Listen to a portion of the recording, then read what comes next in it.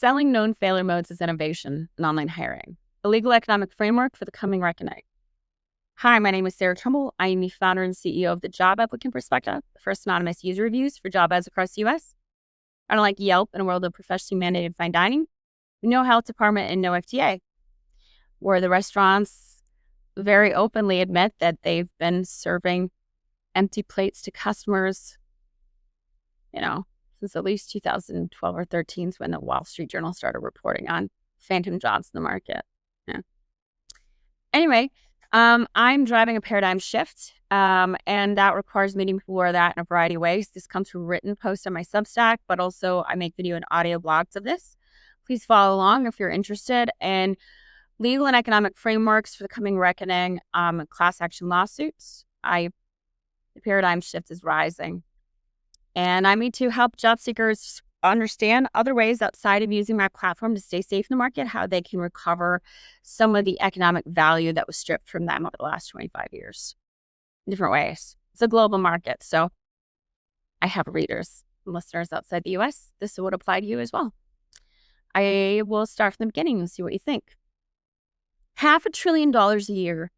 That's what the online industry, hiring industry, collects to stand between every job seeker and every employer in the modern economy.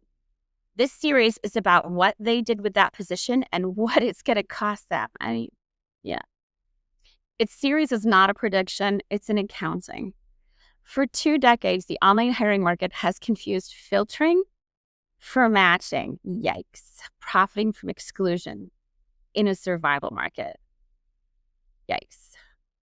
Obfuscation for innovation and volume for value. It is done so proudly, loudly, and in writing. Their own writing. The goal here is simple: to use each company's own marketing and basic arithmetic to show what they sold and what they delivered and what the gap is likely worth in the courtrooms of the future. Who this is for? Job seekers seeking to understand how to hold the HR tech industry and staffing and recruiting. My numbers come from both. For systemic failure in a survival market. By the way, I'll put links on check the research section so you can see where I pull some of my numbers from. Small business employers who have struggled to hire and in some cases failed under the weight of application noise, particularly in care sectors. Municipalities seeking to understand their role in protecting citizens and recovering eroded tax base and public system strain. Economists and public policy specialists examining where regulation is long overdue and how much economic and structural harm this causes. Genuinely, like for the healthcare industry, you have multiple regulatory bodies. For the restaurant industry, it's the same. Food, healthcare has multiple. You have one industry that controls access to food, healthcare, and housing. And there's no regulation and no reputation, aka the online hiring industry. They're the gatekeeper for all of those. And it exists outside of reputation regulation. It's a huge error. A huge error. I mean, to start the reputation, but part of this is always sparking legal and public policy people to do more with regulation, too. Legal specialists evaluating how the class actions may be constructed based on the unilateral governance of these platforms. Yeah, so here's the thing. Before the market went online, it wasn't unilaterally governed. It wasn't a monarchy. It was only when the market moved online that the silence of job seekers got extended to the entire market itself. It used to be job seekers talked to newspapers all the time. They stopped being able to. Suddenly, the market had only one governor. It was employers. And it had dropped out the feedback from well over 95% of the participants. It was always going to. This is not possible other way. When one side of a two-sided market holds all the governance power, the platform loses the structural ability to facilitate a neutral match. Not possible. In this environment, the platform can produce a connection. I agree. It can produce a connection, but it cannot reliably sell one. Not possible. You cannot build a bridge when there's only one side. Does not exist. It's just a simulation. It's just protection of a protected identity. The only product it can consistently deliver and monetize is identity, because it's all it has. It doesn't have, this is not a facilitating connection market. It's a conforming to the appropriate identity market. The structured differentiation and ranking, the only product it can consistently deliver and monetize is identity. The structured differentiation and ranking of the participants.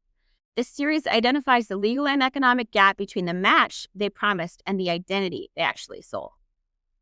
The method is not an opinion piece, it's an inquiry. The series examines the online hiring industry company by company using their own public record, including marketing materials, feature descriptions, investor language, and basic arithmetic to measure the gap between what they sold and what they delivered. I'll just pull screenshots. They put it on, There are no external standards imposed here. I don't make any economic rules. I just apply the normal ones. I use only standard academic frameworks to analyze this market genuinely. Nothing is innovative. It's really straightforward. The method is simple. Take them at their word and do the math. What did they say they would do?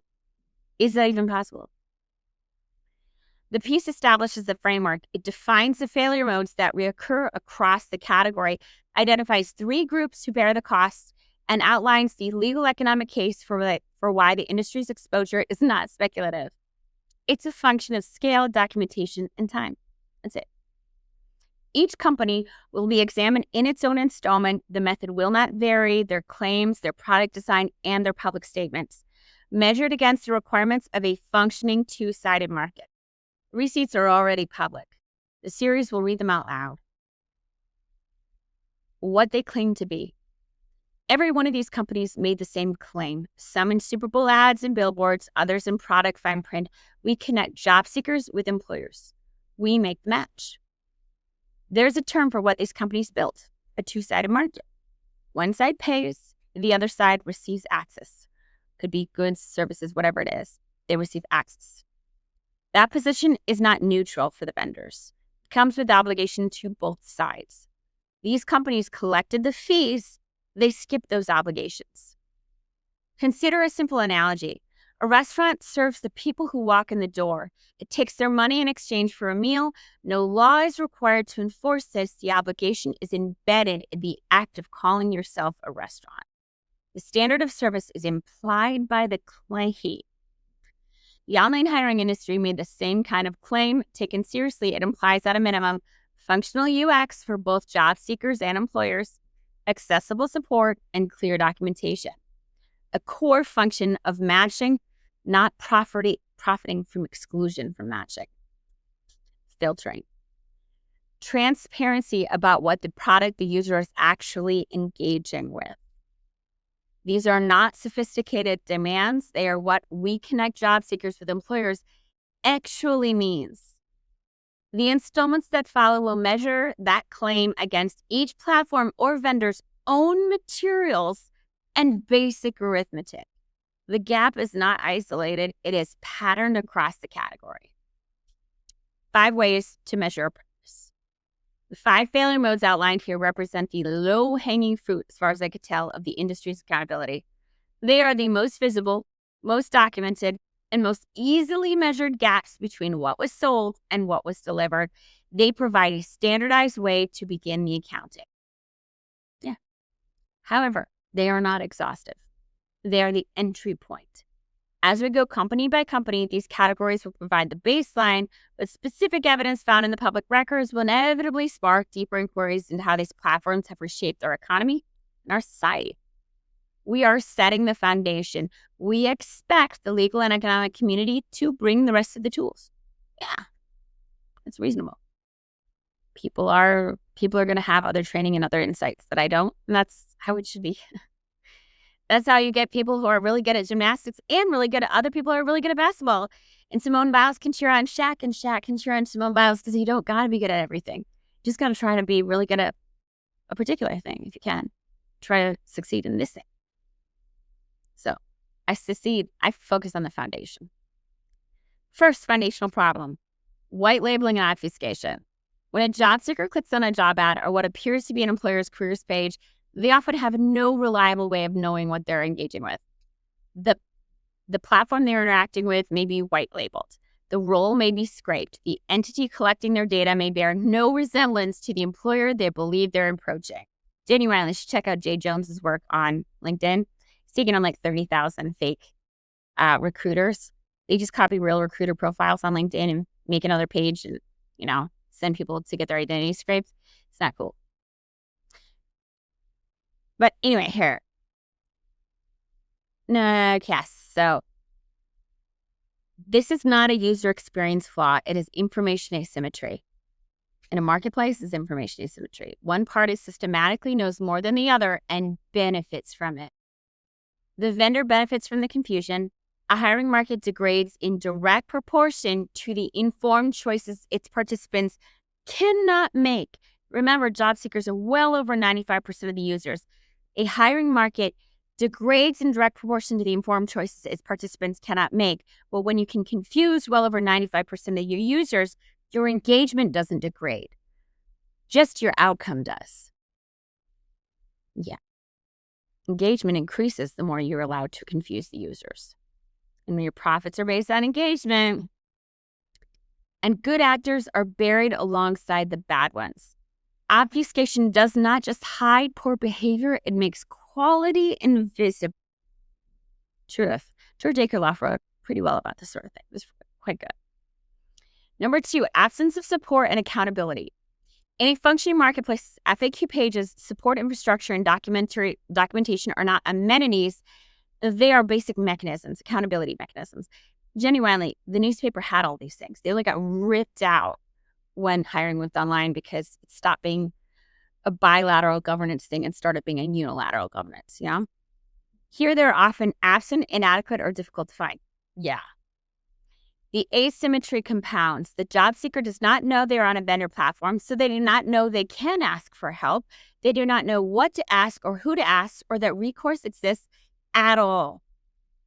The vendor is insulated by the confusion it created and profits more from the engagement related to that confusion. The job seeker and thus strained local municipalities absorb direct costs.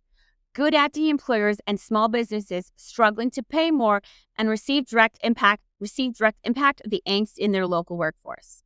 Again, George Akerlof wrote about information asymmetry. It's the same kind of thing. Now, number 3, the user experience that must not be named. I was referencing Voldemort, but no. Job seekers occupy a peculiar position in this market. They exist when the platform needs volume. They disappear when the platform needs to account for outcomes. They exist when the platform needs volume. They disappear when the platform needs to account for outcomes. They function like a magic pea in a shell game, or Schrodinger's stakeholder of a job market participant, responsible for why the paying customer should play again, but also why the investment never results in an outcome. It's quite a double bind. Very profitable one, I'm sure. Well, obviously, we need to demonstrate. This is not a bad app user experience, because this is not buying shoes.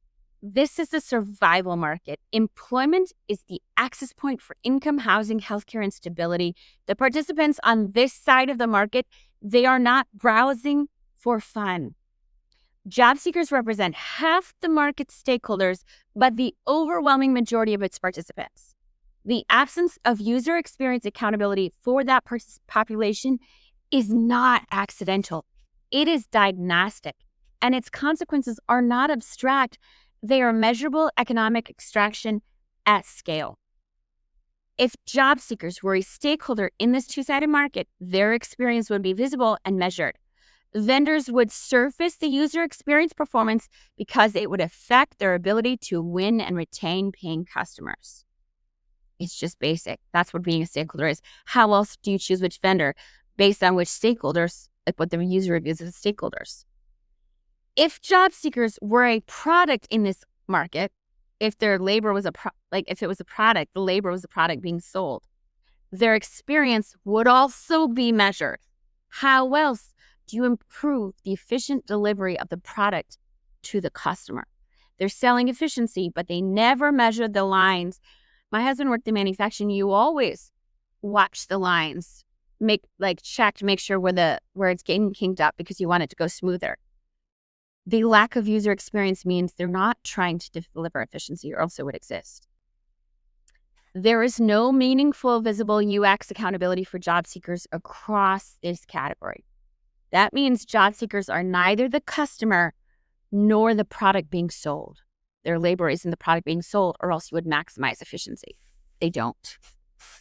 They are required for the system to function, but unrecognized by it. Their presence generates value for employers, value the employers are paying to access. They receive nothing in return, no compensation, no transparency, and no recourse. Their presence has created trillions in value for vendors. And whatever the employers thought they were paying access to, their presence was required for it. So employers got value from it. The platforms got value from it. But we know job seekers weren't a stakeholder and they weren't a customer. They weren't a product. This is not an oversight. This is the business model. And it raises a question the next installments will return to. An employer purchasing access to an efficient hiring process would demand visibility into that experience. That visibility was never requested. That absence has its own implications about what employers paid for. Knowingly, and again, it's not whether or not they intended to pay for it, it's that they never stopped to ask a question while requiring the workforce to participate, nonetheless. Intent is not required for impact, only negligence will do, So after job seekers sue the vendors to the ends of the earth for this, employers are definitely going to be in the mix. Who funded these things, They're the ones that said they're the paying customers that are in charge. Oh, then you're in charge, aren't you? If the parents are aware that Disney World has broken rides, that the kids don't like Disney World, and they keep buying tickets, it's not really Disney World's problem. Patronage is permission. It's not really the kids' problem. They didn't have a choice.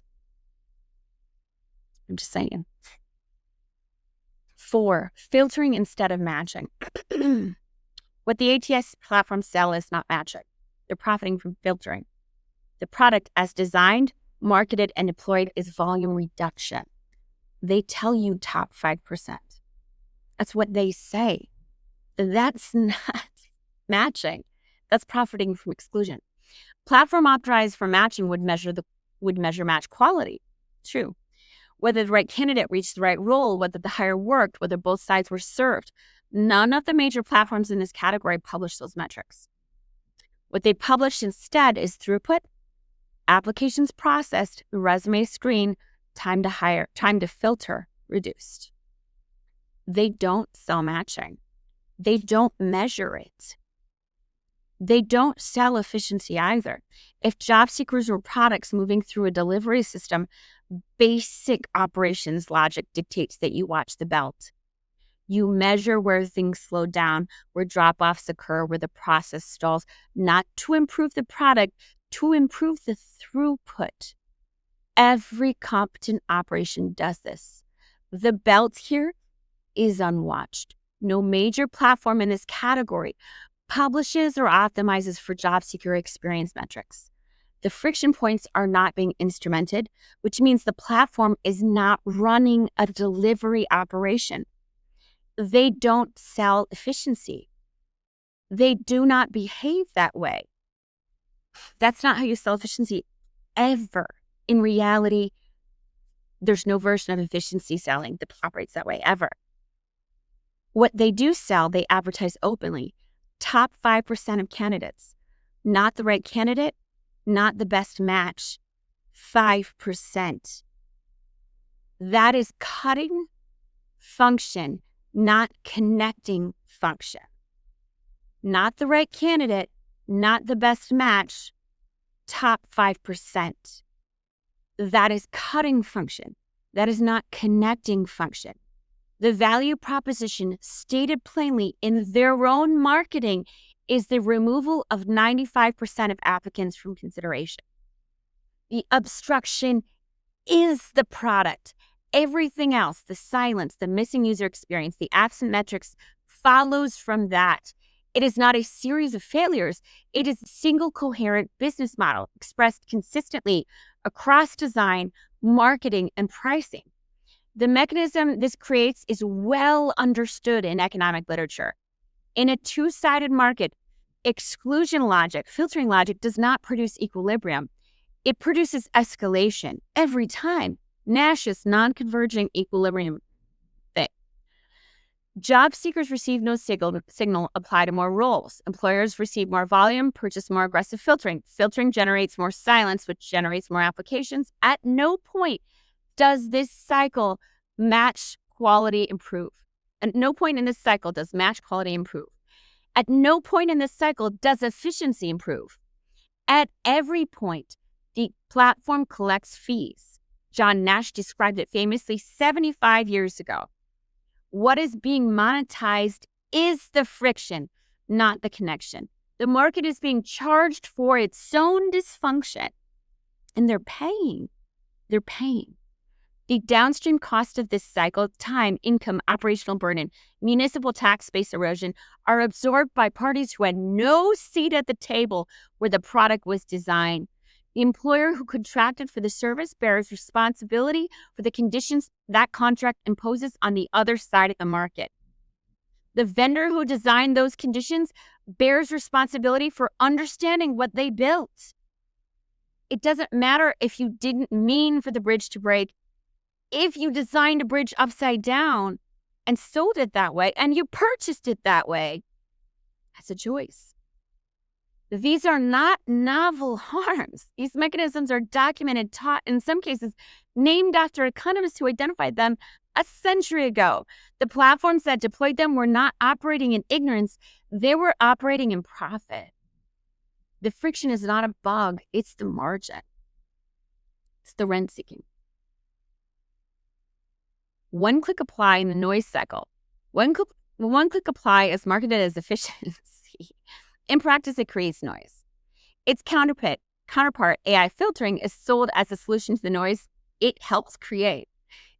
These aren't increasing efficiency. They're increasing employers' tolerance for engagement by offloading responsibility onto the party they were already going to blame. No? The result is a feedback loop. A one-click apply I'm talking about. More applications means more filtering, creates more applications. Same as I said before, at no point does match quality improve.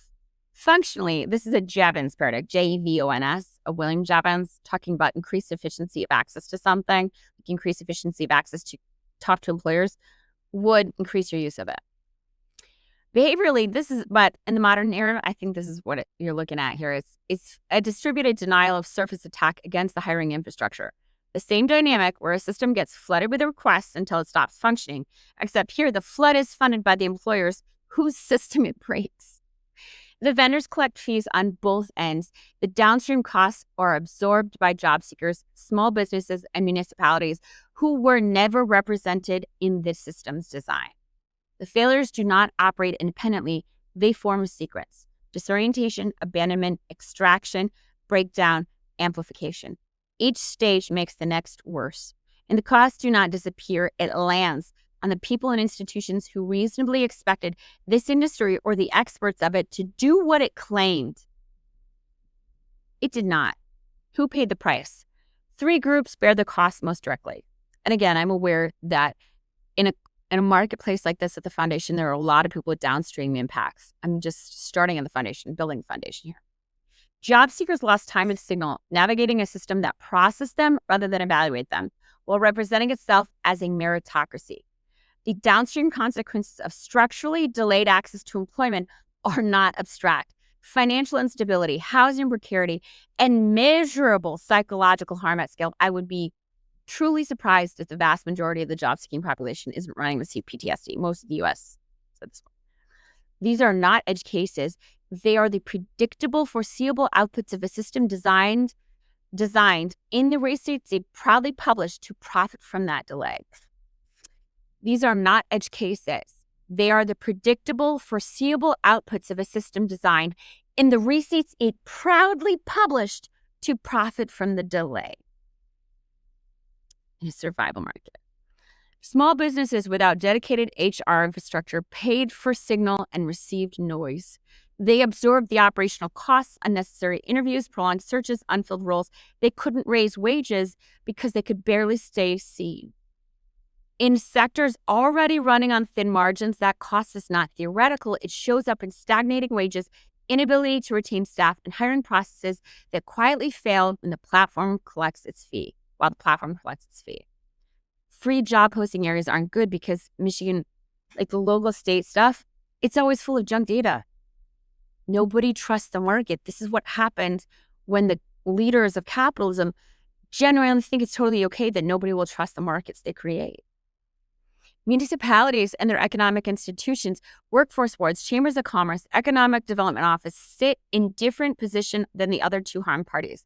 The harmers arrived regardless of their choices, suppress workforce participation, reduce the tax base, increase demand on social services. They absorbed the costs of a market dysfunction they were structurally unequipped to prevent. 3 harm parties, 3 sets of costs, 3 potential bases for liability. All foreseeable, all documented in the industry's own materials publicly. My focus remains on the center of impact with this market, and though I honor that harm from market distortion and systemic negligence like this will include many downstream actors. No whistleblower is needed. The case does not rely on leaks. It relies on the public record, the press releases, the terms of service, the investor decks. These companies were proud of their work. They said so loudly in writing. Apply in one click. A 160-year-old known economic failure mode was marketed as a gift to job seekers, frictionless, fast, democratic. Vendors then sold the filtering tools required to manage the flood it created. The job seeker is the instrument of the one-click apply, not its beneficiary. Top 5% of candidates follows the same pattern. The language promises precision. The product delivers automated exclusion with no disclosure, no criteria, no appeal. The vendor has been paid. Responsibility has been offloaded. The receipts are already public. The series will simply read them out loud. The architecture of liability. The legal economic case against the online hiring industry does not require imagination. It requires observation. Let's say 3 classes of harm parties, 3 sets of measurable documented costs, a consistent pattern of failure modes across this entire industry. This is the basic architecture of liability. Identifiable harm, identifiable cause, identifiable defendants who designed it, marketed, and profited from it. The most likely vehicle for accountability is class action. The harm here is not concentrated. It is distributed across millions of job seekers, thousands of small businesses, and hundreds of municipalities, none of whom individually sustain damages sufficient to justify sole litigation, but all of whom collectively represent harm of considerable scale. Yeah. Class actions exist for exactly this configuration. Widespread structural injury produced by a common defendant where aggregation is the only economically viable path to accountability. Yeah, I mean, Workday is definitely only at the beginning of their troubles and most of the industry. The defense of unforeseeable harm will not survive contact with the defendant's own public archives. These failure modes are not buried in internal documents. They're features announced, marketed, and celebrated. The mechanisms involved are not obscure. They're taught in introductory economics courses and named after researchers identified them decades ago. The press releases will serve as evidence were written by corporate communications teams, approved by leadership, and published for the world to read, just including basic economics using that the people with MBAs already would have had. Litigation is at this scale is not a prediction, it's a conclusion the evidence supports. It's a global industry. Even if it doesn't start as strong in the US outside of Workday and April, it just will. The harm parties are real. The harm is measurable and the documentation already exists. The only remaining variable is timing. The installments that follow will begin the math. Check the research. The industry being examined here employs people who learn these in school. Often in 100-level courses of the MBA credentialing they proudly list. Akerlof, the market for lemons. Yeah. Take away the industry ignored. Information asymmetry destroys markets. White labeling and obfuscation. Classic lemon logic. He won the Nobel Prize for that in 2001. Interesting. Change role. Platform competition in two-sided markets. Take away the industry ignored. Platforms mediating two groups owe obligations to both. Ignoring one side doesn't just hurt them, it breaks the market. Non-corporative games, annals of mathematics. Take away the industry ignored. Independent rational actors can produce collective chaos. Filtering cycles, that's all that is. Filtering and a matching market. What are we talking about here? Coordination market. Fascinating how all the economic first principles started getting ignored, like when hiring moved online, and the market started like collapsing after that. It's wild. A civic instability in a market that controls survival. Super weird, you know? Jevons, W.S. William Jevons. The coal question from Macmillan in 1865. Take away the industry ignored. Reducing friction increases total usage, not efficiency. Reducing friction increases total usage, not efficiency. One click apply. Yikes. One click apply is a modern coal paradox. Introduction to the job applicant perspective. The job applicant perspective begins with one simple truth. The online hiring is broken at its core, structurally, not on the surface. Yeah. The market is running without the one thing that makes markets self-correct. Consequences for bad transactions. No discipline. Yeah. We are putting the feedback mechanism back. Not as a feature, not as a nice to have, as the foundation. We like good markets, you know? Markets without accountability eventually demand accountability without permission. I mean, yeah. Markets without accountability eventually demand accountability without permission. This is not a threat. It is a description of how reality works and actual economics works. The labor market is the farmer's field. It's how people eat. It's a survival market. This market requires permission, accountability without permission. There's a lot of incentive for it. We're not waiting for the industry to acknowledge the error and to form a committee around considering changes. We don't seek approval from powerful actors whose lack of basic due diligence and professionalism funded stochastic economic and psychological harm at this scale. The standard is being built into the infrastructure directly for the job-seeking workforce, the small businesses, and the communities that absorb the cost of a market that profited via being entitled to their energy, but never required to serve them. Building a basic trust infrastructure into a two-sided survival market of billions is not revolutionary. It's repair. What comes next? The series provides a topographical map of the industry's failure. It identifies the major landmarks and the primary fault lines. I expect and encourage others to zoom in. Where I identify a filtering problem, a data scientist may find an algorithmic bias crisis. Where I identify a municipal strain, a public policy specialist may find a specific collapse in local commerce. The map is the beginning of the journey, not the end. Each installment will use the company's own words for their own product descriptions, their own public statements, and basic arithmetic to measure the distance between what they claimed and what they delivered. That is the method. It will not vary. What will vary is the name at the top of the page because there are many names. And the structure of the harm described in this piece applies in some configuration to most of them. Like they unapologetically all did it openly. Subscribe if you want to follow the accounting. Send the companies you think deserve scrutiny. Analysis is open to the public record, which means it's open to anyone willing to read carefully and do the arithmetic. Just take the same 5 failure modes and just apply it through. Look what they say.